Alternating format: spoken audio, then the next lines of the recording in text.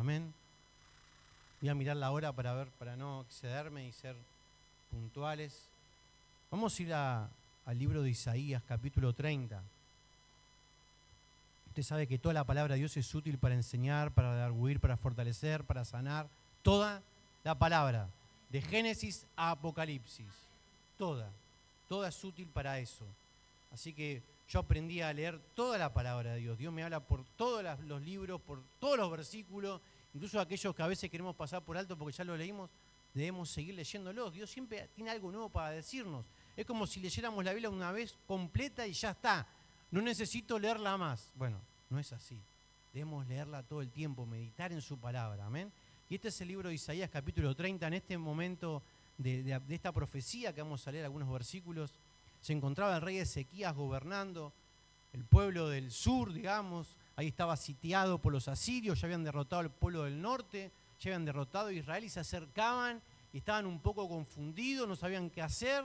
Y el profeta tiene una palabra para ese pueblo de ese momento y también para nosotros en esta noche, ¿no? Dice así, versículo 1, dice, voy a leerlo en la versión NTV, esta parte, porque me gusta cómo lo dice y aparte es mucho más sencillo y ya está chequeado que dice cosas ciertas, no está diciendo cosas que no están. Dice así, ¿qué aflicción, versículo 1, les espera a mis hijos rebeldes? Dice el Señor. Ustedes hacen planes contrarios a los míos, hacen alianzas que no son dirigidas por mi espíritu. Primero, creo que acá entre nosotros no sé si hay alguien rebelde, alguien que tiene planes que son contrarios a Dios o que tiene alianzas que no son dirigidas por el Espíritu de Dios. Y si de esa forma aumentan sus pecados, a veces son cosas que las tomamos como muy triviales o no de tanta importancia, ¿no? Por ejemplo, hacer planes contrarios a los de Dios. Muchas veces tenemos planes en nuestra mente, en nuestros pensamientos que son contrarios a la voz de Dios. Y dice más, hacer alianzas que no son dirigidas por el Espíritu.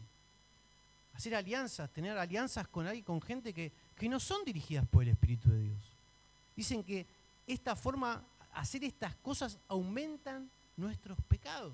El versículo dice, por sin consultarme, bajaron a Egipto en busca de ayuda, pusieron su confianza en la protección del faraón y trataron de esconderse bajo su sombra. ¿Qué es lo que estaba haciendo Israel en ese momento, el pueblo de Judá? A través del rey Ezequías y de todos los que estaban alrededor de él, estaban yendo a Egipto a buscar ayuda para refugiarse bajo la sombra del faraón de Egipto para ver si los ayudaba a vencer al pueblo de Asiria. Esto es lo que estaba haciendo ese pueblo de Israel, vamos a decir Israel, que está bien también, ese pueblo de Israel en ese momento, ¿no? Dice, y sin consultarme, dice Dios, bajaron a Egipto. ¿Cuántas cosas hacemos nosotros sin consultar a Dios? A veces podemos decir, bueno, pero esto también tengo que consultarlo. Para ser dirigido por el Espíritu Santo, debemos estar sometidos a su voluntad, a su voz, a sus planes. Y de eso vamos a hablar en esta noche y por eso estoy hablando de esto, ¿no? Dice, versículo 3, pero por confiar en el faraón serán, ¿qué cosa? Humillados y por depender de él serán avergonzados. Podemos decir muchas cosas con esto que estamos diciendo, confiar en faraón, confiar en cosas que no son Dios.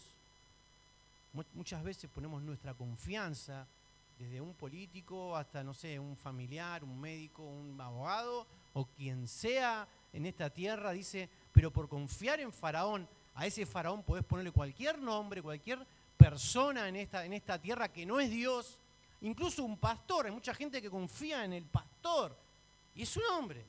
La Biblia dice, maldito el que confía en el hombre. El único que es digno de confianza es el Señor. Entonces dice, pero por confiar en faraón, ¿qué va a pasar si no confías en Dios y confías en cualquier otra cosa? Vas a ser humillado. Y por depender de él, a veces nos hacemos dependientes de eso que estamos poniendo nuestra confianza. Nos hacemos dependientes no solamente a veces de forma real, sino a veces en forma, digamos, ya solamente con pensar, mi confianza está puesta en lo que está diciendo aquel político, por ejemplo, ya tengo tranquilidad porque ese político dijo algo, por ejemplo. Y ese político, digo política porque en la Argentina está manchada mucho de política, no es parte del diario vivir, y no estoy hablando ni de uno ni del otro bando, por favor, pero estoy hablando de confiar en cosas que no son Dios. El único que dice la verdad, el único que nos quiere sostener, que nos quiere guardar, que nos quiere proteger, es nuestro Dios. Por eso debemos confiar en el Señor. No importa lo que diga el vecino, la televisión, el médico. El otro día estuvimos orando por el pastor, el pastor de Otamendi, que terminó falleciendo, el Señor se lo ha llevado con él. Que incluso uno cuando va a orar dice, Señor, tú dices que pongamos nuestras manos por los enfermos y van a sanar. Uno debe obedecer lo que el Señor nos manda hacer. Hoy escuchaba una palabra de Anacondia que le preguntaban por qué no todos se sanan. Y Anacondia decía, yo tampoco se lo pregunté al Señor. Es como que no debo preguntárselo. Yo también quisiera que todos se sanen, dice Anacondia. En sus campañas no todos han sido sanados. Uno obedece, pone su mano por los enfermos y muchos milagros acontecen, otros no acontecen, pero nosotros por obediencia, por fe, creemos en este Dios que hace milagros. La hermana se ha sanado, ha contado hoy que ha sido sanada. Confiamos en este Dios que sana, que provee, que sustenta, que consuela. A veces nos estamos desconsolados y vamos a buscar ayuda en cualquier cosa. A ver, mismo como cristianos muchas veces vemos a alguien desconsolado y en vez de hablarle de Dios, le damos el teléfono de un psicólogo o de una peña folclórica para que se distraiga. No, a veces como cristianos lo hacemos, porque estamos con nuestra cabeza un poco distraída. Versículo 4, aunque el poder de Faraón se extiende hasta Zoán y sus funcionarios han llegado a Janes, todos los que confíen en él serán avergonzados. Él no los ayudará, todo lo contrario, los avergonzará. Este es el mensaje que recibí con respecto a los animales del Negev. La caravana se mueve lentamente, esto es lo que estaba viendo el profeta, ¿no? La caravana se mueve lentamente a través del terrible desierto hacia Egipto, burros cargados de riqueza y camellos cargados de tesoros para pagar por la protección de Egipto. Viajan a través del desierto, lugar de leonas y leones, lugar donde viven las víboras y las serpientes venenosas. A pesar de todo esto, Egipto no les dará nada a cambio. Las promesas de Egipto no sirven para nada. Por lo tanto, lo llamaré Rahab, el dragón inofensivo. O sea, le está poniendo un nombre de como un perrito que no va a tener poder para ayudar en nada. El versículo 8 dice, ahora ve y escribe estas palabras, escríbelas en un libro, así quedarán hasta el fin de los tiempos como testigo de que este es un pueblo rebelde y terco que se niega a hacer caso, ¿a qué? A las instrucciones del Señor. Les dicen a los videntes, a los profetas, dejen de ver visiones, le dicen a los profetas, no nos digan lo que es correcto, díganos cosas agradables, cuéntenos mentira. Parece un chiste, pero pasa hoy en la iglesia, no en esta no, pero en otra sí. Que la gente le dice la palabra, en los últimos tiempos la gente va a tener comezón de oír. No quieren escuchar la verdad, quieren escuchar cosas agradables, no quieren que les hablen de lo que les hace mal. A ver, cuando hablamos del pecado no es para condenar a nadie, sino para alertarte que ese pecado te está llevando o te está haciendo vivir o puede llegar a ser una eternidad lejos de Dios. Cuéntenos mentiras, muchos quieren mentiras, ¿no? Olvídense de toda esta tristeza, versículo 11. Apártense de su senda estrecha, dejen de hablarnos acerca del Santo de Israel. Eso es lo que decía la gente en ese tiempo de Israel. En otra versión dice, quiten de nuestra presencia al Santo de Israel. Muchos ya no quieren incluso la presencia de Dios en sus vidas. Les gusta la religión porque se sienten seguros más con la religión, ¿no? Venir, congregar, cantar 2 canciones y vivir su vida como les plazca. Porque muchos se sienten seguros con la religión, pero no se sienten seguros entregando su corazón al Señor. Entregar nuestro corazón al Señor es entregar nuestra vida para que Él la dirija, para que Él la gobierne, para que Él decida por nosotros. Eso es entregar nuestra vida a Dios. Somos esclavos de Jesús, decimos, somos como esclavos de Dios, eso es seguir a Cristo. Sin embargo, nosotros no queremos esa vida cristiana, sino queremos una vida un poco más liberal, que el Señor, o sea, lo ponemos a Jesucristo, tenemos la estatua ahí, lo adoramos de vez en cuando, pero que Él no gobierne nuestra vida, nuestros pensamientos, nuestras decisiones, nuestro futuro, ni nada.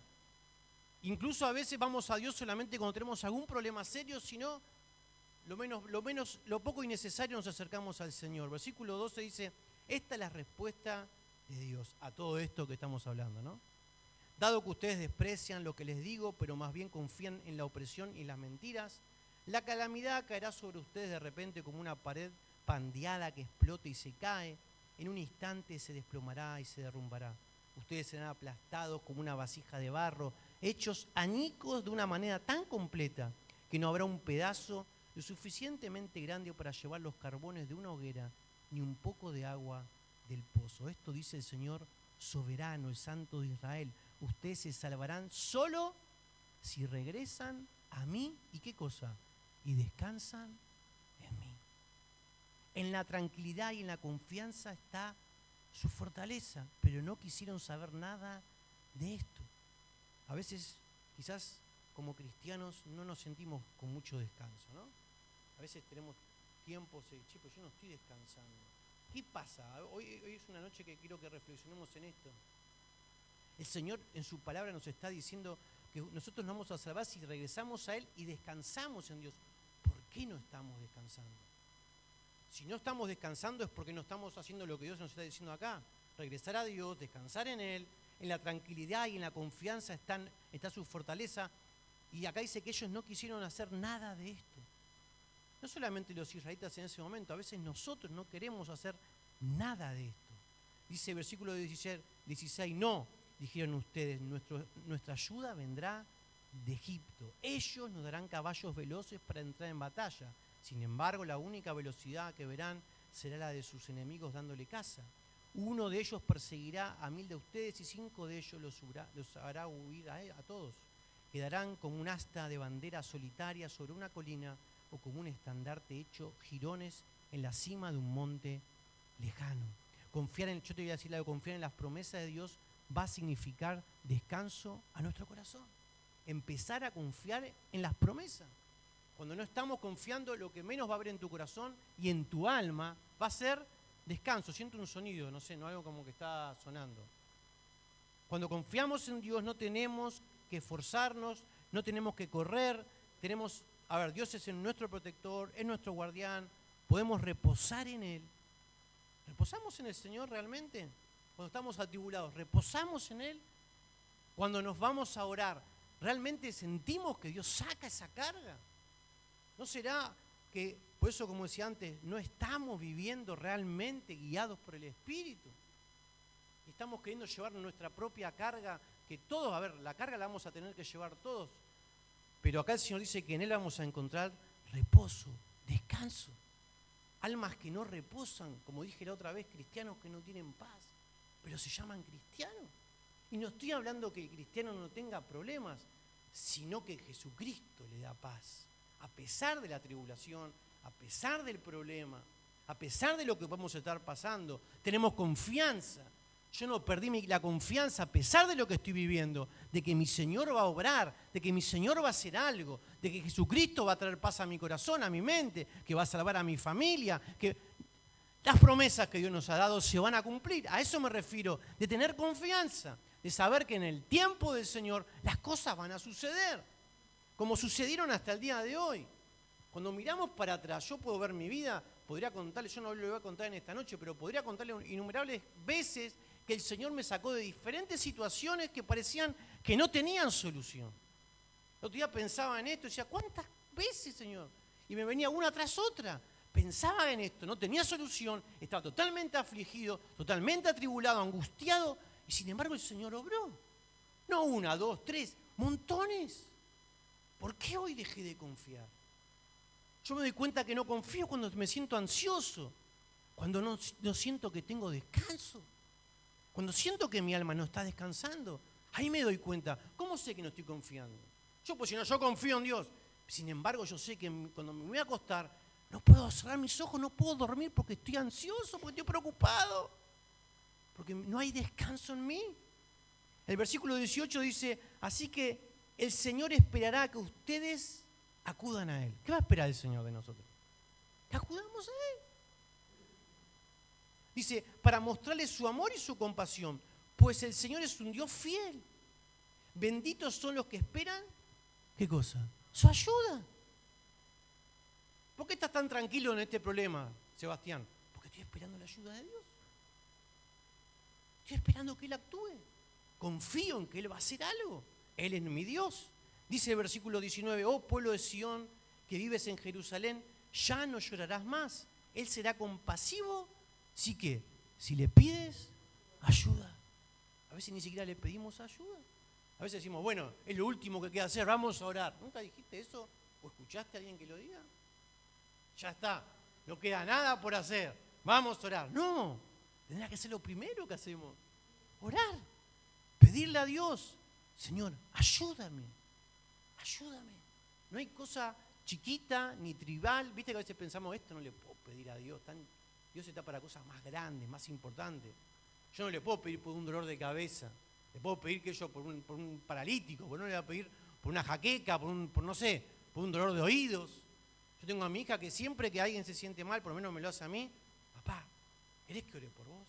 Cualquier dolencia que vos tengas, mi hija te va a decir, papá, se va a acercar en el momento, ¿me dejás orar por vos? Así tenemos que creer nosotros. Orar, no solamente por la enfermedad, orar por cada cosa, por cada necesidad. Acá dice, benditos son los que esperan su ayuda. Estar expectante de que Dios nos va a ayudar. Eso te da confianza, eso te da paz, eso te da descanso. Porque sabés que Dios va a venir a tu socorro. Yo sé que mi Dios va a ayudarme. Como cristianos no podemos vivir de otra forma. Dice el versículo 19, oh pueblo de Sión que vives en Jerusalén, ya no llorarás más, Él será compasivo si le pides ayuda, sin ninguna duda, Él responderá a los clamores. Una iglesia que no clama, un hombre, un cristiano que no clama, la ayuda no va a venir. Debemos ser gente de clamor, una iglesia que clama, que pide a los gritos si fuera necesario. Señor, ven a mi socorro, Señor, hace esto en mi casa, Señor, te pido por este trabajo, yo te pido por aquel, te pido por esto. A veces pensamos, ¿cómo? Siempre va a estar eso, dejá al maestro tranquilo, ya no le pidas más, ¿no? Alguno va a venir a decirte así. El Señor dice otra cosa, que Él es bendito el que espera su ayuda. Dice, Él responderá a los clamores. Aunque el Señor te dio de comer adversidad, de beber sufrimiento, Él seguirá contigo a fin de enseñarte. Verás a tu maestro con tus propios ojos. Y el versículo 21, tus oídos lo escucharán. Detrás de ti una voz dirá, este es el camino por el que debes ir, ya sea a la derecha o a la izquierda. ¿Cuántos quieren una voz así que te diga para dónde ir? Una voz que te diga todo el tiempo para dónde tenés que ir, qué tengo que hacer. Señor, estoy acá, no veo nada, ¿para qué lado? El Espíritu te diga a la derecha, a la izquierda. Habla con fulano, habla con mengano. Te abre la puerta, te cierra la otra, te está guiando. Eso es ser guiado por Dios. Versículo 22, entonces destruirás todos tus ídolos de plata y tus valiosas imágenes de oro, los desecharás como trapos sucios y les dirás adiós hasta nunca. A veces esos ídolos son esas personas en donde hemos depositado la confianza. Cuando empezamos a escuchar, cuando empezamos a ser guiados por Dios, las cosas cambian. Ser guiado por Dios, a ver, el Espíritu Santo nunca nos va a decir algo que vaya en contra de las Escrituras. Eso lo quiero dejar bien claro. Nunca te va a decir que hagas algo, el Espíritu me dijo que lo agarre el cogote a mi marido y lo mate, cuando ya deje de respirar que lo suelte. Eso no te va a decir Dios. No, lo digo, voy a un extremo, porque a veces gente dice, no, Dios me dijo que... No, estamos hablando de algo espiritual, que Dios nos guíe. A través de las Escrituras te va a guiar seguro. El manual, como dicen todos, el manual de nuestra vida son las Escrituras. A veces ni la abrimos, ni la leemos, no meditamos. No agarramos un versículo y meditamos en el día. El Señor nos quiere hablar, Él nos quiere guiar. Debemos buscar el consejo de ¿quién? Del Señor. Amén. Hay otra cosa más que quiero decir sobre respecto a este Ezequías y después vamos a ir al final de todo esto. Ezequías es muy famoso, a mí me gusta ver documentales de Israel, muchos, ¿no? Y es muy famoso por el acueducto que él creó, ¿no? ¿Lo vieron en internet alguna vez? Creo que el pastor estuvo ahí, lo pudo ver. ¡Wow! Decimos, ¿no? Como él hizo que el agua, si el pueblo iba a ser sitiado, el pueblo enemigo no pueda tocar su agua ni envenenarla. Entonces hizo un acueducto entre las rocas fabuloso. Dicen que los ingenieros de hoy dicen, no sé cómo se hizo en esa época eso. Porque empezaron de los dos extremos y se unieron en el medio, sin haber las herramientas que hay hoy, y sin embargo, confluyeron, digamos. Bueno, mírenlo después. Y uno dice, wow, qué fenómeno Ezequías. Fíjense lo que dice también Isaías. El capítulo 22, versículo 11, dice así sobre esto. Dice, entre las murallas de la ciudad construyen un estanque para el agua de la cisterna vieja. Sin embargo, ¿qué dice? Nunca piden ayuda a aquel que hizo todo esto. Nunca tuvieron en cuenta a aquel que lo planificó hace mucho tiempo. Hoy lo vemos, pensamos que ¡wow! ¡Qué fenómeno sequía! Sin embargo, Dios dice que no lo tuvieron en cuenta a Él para hacer eso. Cuando yo leo estas cosas, digo, a Dios le duele mucho en su corazón cuando no lo tomamos en cuenta. Cuando no buscamos su consejo, su guía. La Biblia dice en Hebreos que sin fe es imposible agradarle. Puedes hacer muchas cosas para Dios, hacer servicio, largas oraciones, grandes ayunos, pero si no hay fe en tu corazón, no lo vas a agradar. Si no confías en Él, en su palabra, en sus promesas, si no crees que Él está pendiente de todo lo que nos pasa, que Él es nuestro sustento, Jehová Jireh, que va a darnos el sustento de lo que sea, no solamente material, sino también emocional, físico, que es nuestro Dios. Tener en cuenta a Dios en toda nuestra vida, caminar bajo la dependencia de Dios. A veces no nos gustan esos lugares de dependencia. ¿Cuándo realmente estamos dependiendo de Dios? Cuando no hay otra cosa. Mientras tengamos otro recurso, muchas veces no dependemos de Dios. Ahora, cuando se termina todo tipo de recursos, ahí comenzamos a depender de Dios. Me refiero a todo tipo de recursos, no solamente económicos. Y esos lugares de dependencia no nos gustan, porque nos gusta sentirnos seguros con algo nuestro, o nuestra capacidad, nuestro dinero, o lo que sea nuestro, de que el control lo tengamos nosotros y no Dios. Pero cuando no hay más recurso de nada, ahí empezamos a depender de Dios. Y esos escenarios no nos gusta a casi ninguno o a ninguno. Pero ahí es donde vamos a empezar a ser dependientes de Dios. Debemos ser dependientes. Él quiere que lo tomemos en cuenta en toda nuestra vida. No solamente para hacer cosas en la iglesia, para toda nuestra vida, ser guiados por Él, ser guiados por la voz de su Espíritu. Jesús es el ejemplo.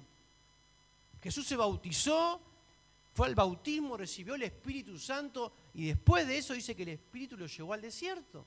Y fue guiado al desierto y a partir de ahí comenzó su ministerio público. Él era guiado por el Padre, era guiado por el Espíritu. Juan 5:30 dice, en Reina Valera dice, Juan 5:30 dice, no puedo yo hacer nada por mí mismo. Según oigo, así juzgo. Y mi juicio es justo porque no busco mi voluntad, sino la voluntad del que me envió, la del Padre. Él vino a cumplir la voluntad del Padre. Jesús fue guiado en toda su vida por la voz del Padre. Él se apartaba después de hacer milagros, despedía a todos y se iba a orar y a hablar por el Padre. Él era guiado por Dios. Jesucristo en el mundo dependía completamente de Dios y lo demostraba ¿cómo? Consultando al Padre. ¿Cómo demostramos dependencia de Dios? Consultándole todo. En vez de decir, ¿vieron que dice Santiago? En vez de decir, mañana voy a hacer esto, lo otro, si Dios quiere, haré esto o aquello. ¿Por qué decimos eso? Porque Dios tiene el control de nuestra vida, porque le pregunto a Él antes de hacer cualquier cosa. Aunque sea lo más pequeño, no hago lo que quiero, sino lo que Dios me manda hacer, lo que Dios quiere para mi vida. Estar en el plan de Dios, depender de Dios significa reconocer a Jesús como nuestro Señor. Ya no soy el dueño de mi vida, decimos, ya no vivo yo, sino que vive Cristo en mí. ¿Eso realmente es así en nosotros? ¿O es un versículo que está en la Biblia que tenemos en casa guardada? Jesucristo vive, ya no vivo yo. Ya no vivo yo. Esto es caminar en el Espíritu. Hay solamente dos maneras de caminar para un cristiano, en la carne o en el Espíritu. Yo puedo caminar en la carne. ¿Cómo te das cuenta cuando caminas en la carne? Y por los frutos que empezás a dar. Ahora, cuando empezás a caminar por el Espíritu, ¿cómo te das cuenta? Por los frutos que vas a dar. Camino por el Espíritu, soy guiado por el Espíritu. La carne tiene su propia voluntad, quiere hacer lo que quiere, la carne quiere ir para allá y voy para allá, la carne que no quiere hacer esto y no hago aquello. Yo tengo que orar y mi carne dice, no, estoy cansado, no quiero orar, no oro, no leo la Biblia, por ejemplo. Ser guiado por el Señor es otra cosa. Es caminar guiado por el Espíritu. Es lo opuesto a lo que estaba diciendo recién. Es rendir nuestra voluntad al Espíritu Santo. Confiar en su voz, en que si Él te dice algo, Él lo está diciendo porque es Dios. Te está guiando Él. Es someternos a su voluntad. Juan 16:13 dice, pero cuando venga el Espíritu de verdad, Él los guiará a toda la verdad. Porque no lo hará por su propia cuenta, sino que hablará todo lo que oyere y os hará saber las cosas que habrán de venir. Ser guiado por el Espíritu Santo. La iglesia primitiva era guiada por el Espíritu Santo. Si vos lees las Escrituras en Hechos, eran guiados. Eran guiados en lo cotidiano. Por ejemplo, en Hechos 8, Felipe es guiado sobrenaturalmente al encuentro del etíope, el eunuco. ¿Si lo leyeron? Yo creo que sí. Fue guiado sobrenaturalmente. Ve para allá, fue transportado por el Espíritu Santo. Pablo, el gran misionero de la Biblia, fue guiado por el Espíritu. El Espíritu le decía, por acá sí, por acá no. No vayas a aquel lugar, hacé tal cosa. Se juntaban a orar, decía, el Espíritu Santo y a nosotros nos parece bien esto.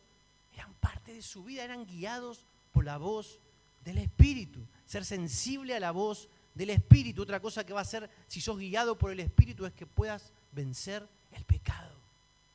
Yo no concibo que alguien es guiado por el Espíritu Santo para lo cotidiano, pero vive en pecado. Cuando el Espíritu Santo lo que va a llevarte a hacer es a morir a la carne, a morir al pecado. Romanos 8, 13 y 14 dice, porque si vivís conforme a la carne, moriréis. Mas si por el Espíritu hacés morir las obras de la carne, viviréis. Porque todos los que son guiados por el Espíritu de Dios, estos son hijos de Dios. Si vos sos guiado por el Espíritu Santo, vas a ser hijo de Dios, porque el Espíritu Santo te va a guiar a que dejes el pecado. Muchos hablan, no, porque el Espíritu Santo me dice, y vos ves su vida, y viven totalmente en pecado. Acá dice otra cosa. El Espíritu Santo te va a hacer una vida en santidad. Es el Espíritu Santo. Te va a limpiar, te va a purificar. Debemos someternos a la voz del Espíritu, rendirnos a la voz del Espíritu. Parece un mensaje viejo, incómodo, pero es la única forma de que el Señor realmente gobierne nuestra vida. Es que Él nos guíe. Voy a ir terminando con algo. Tengo un poquito más, pero voy a terminar con esto. Voy a terminar con este versículo, que está en Mateo 11, 28, que dice así. Seguramente lo recontra conocen y lo deben haber estudiado de memoria en algún momento. Dice así, venid a mí todos los que estáis trabajados y cargados, y yo os haré descansar. Llevad mi yugo sobre vosotros y aprended de mí, que soy manso y humilde de corazón, y hallaréis, ¿qué cosa? Descanso para vuestras almas, porque mi yugo es fácil y ligera mi carga. Primero, venir a Él para descargar, ¿qué cosa? Nuestra necesidad, en vez de vivir en autosuficiencia. Cuando alguien no descarga, no viene a Cristo con su carga, está siendo autosuficiente. Yo puedo con esto, yo puedo con aquello. No necesito pedirle a Dios por esto o por lo otro. No necesito venir a Cristo por esto o por lo otro. El regalo para los que siguen a Jesús es descanso para el alma. Por eso yo el otro día decía, ¿cómo puede ser que hay cristianos, que hoy está lleno de cristianos que no tienen paz? ¿Cómo puede ser, te digo otra cosa, cristiano que su alma no está descansando? Si estás en Cristo, acá dice, si vas a Él, vas a encontrar descanso para tu alma. Descanso para el alma. Te puedo asegurar que muchos pagan fortuna de dinero para encontrar un poco de descanso. El regalo para los que siguen, para los que vienen a Cristo, es descanso para el alma. Algo está mal si no estamos experimentando descanso en el alma. Algo está mal. Algo está mal. La Biblia dice otra cosa. Yo leo que acá Jesús dice, venid a mí todos los que están cargados, trabajados, y yo los voy a hacer descansar. Yo quiero descansar. Tengo que ir a Cristo. Tengo que estar en Cristo. Tengo que venir a Él. Si tu yugo es difícil y tu carga es pesada, entonces podemos decir que no estás llevando el yugo de Cristo. Porque Jesús, ¿qué dice acá? porque mi yugo es fácil y ligera es mi carga. ¿Estamos leyendo la Biblia?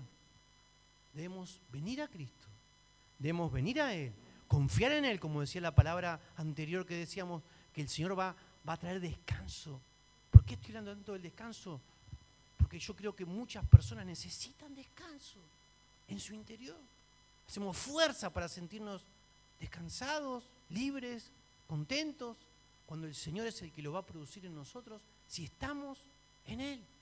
Acá dice que ¿qué va a pasar con los que van a Cristo? Dice, y yo os haré descansar. Tenemos que venir a Él una y otra vez. Dice, bienaventurados, decía antes, o benditos los que esperan mi ayuda, los que buscan mi ayuda. Yo los voy a consolar. Debemos venir a Él todas las veces que necesitemos venir a Cristo. ¿En cómo vengo a Cristo? En oración, en ruego, en clamor. Vengo a buscarte, Señor. Vengo pidiendo oración a los pastores, pidiendo oración a un líder. Yo vengo a Cristo, necesito estar en Cristo. Si mi yugo dice, llevad mi yugo sobre vosotros y aprended de mí que soy manso y humilde de corazón, y vas a hallar descanso para tu alma. Tu alma va a descansar si llevas el yugo de Cristo, porque mi yugo es fácil y ligera es mi carga. Jesús quiere que te pongas el yugo y caminar con vos, y lo que te parece pesado, Él lo va a hacer livianito. ¿Vas a llevar una carga? Sí, vas a llevar una carga. ¿Vas a llevar un yugo? Sí, pero va a ser el de Cristo. Y vas a hallar descanso para tu alma. Parece una palabra totalmente sencilla, pasada de moda, que aprendemos este versículo de memoria, pero si no estamos viviendo eso, te puedo decir, hermano, hermana, que estás viviendo una religión. Estás siendo religioso. Si realmente estás viviendo esto, por eso meditemos en esta noche. No te digo que lo hagas ahora, pero meditá en tu casa. Si tu alma está descansando. Y si no está descansando, es que algo está mal. ¿No hay otra? ¿Lo dice la Biblia? Yo cuando lo leo en la Biblia no doy vuelta. Si lo dice es así, listo, lo dice el Señor. Señor, ¿por qué mi alma no está descansando? Trae descanso a mi alma. Amén. Cerramos nuestros ojos y oramos.